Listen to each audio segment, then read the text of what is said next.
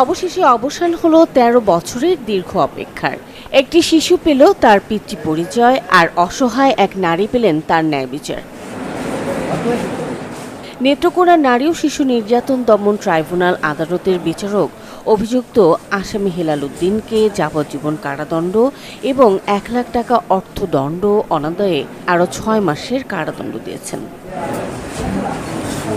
অসহায় ভুক্তভোগী নারী খোদ বানুকে বিয়ের আশ্বাস দিয়ে দিনের পর দিন করা হতো ধর্ষণ।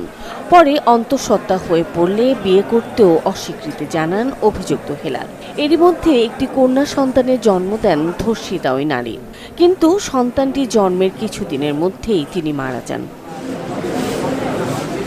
নগদ নিয়ে এলো হার না মানা হার অফার।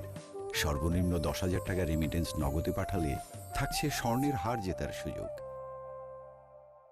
অবশ্যই দীর্ঘ সাক্ষ্য প্রমাণ, তদন্ত ও আইনি প্রক্রিয়া শেষে সত্যের জয় হল। জানা গেল খোদ বানুর সন্তানের বাবা হেলাল উদ্দিন। এ রায়ে খুশি ভুক্তভোগীর পরিবার।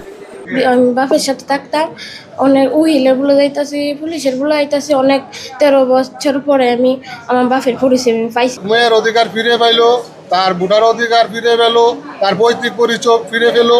আমরা এলাকাবাসী এই রায়েতে এই সরকারের প্রতি কৃতজ্ঞতা প্রকাশ করছি। প্রেগনেন্ট হওয়ার পরে গ্রাম্য সালিশ দরবারেও চেষ্টা করা হয়েছে তাকে বিয়ে করানোর জন্য এবং গ্রহণ করার জন্য, কিন্তু সে এই আসামি হেলাল সেটা প্রথম থেকে অস্বীকার করে আসছিল এবং পরবর্তী সময়ে এই বাচ্চা জন্ম নেওয়ার পরেও এই বাচ্চা অস্বীকার করে এবং ঘটনা অস্বীকার করে। পুলিশ চার্জশিট দাখিল করে এবং ডিএনএ টেস্টের মাধ্যমে প্রমাণিত হয় যে এই শিশু তার গর্ভজাত সন্তান। তারপরেও সে সেটা অস্বীকার করে আসছিল, যা আজকে রায়ের মাধ্যমে এটা প্রমাণিত হয়েছে। দীর্ঘ অপেক্ষার এ রায়ে শিশুটির আইনি স্বীকৃতি এবং ন্যায় বিচার হওয়ায় খুশি এলাকাবাসী। Desk report, channel 24।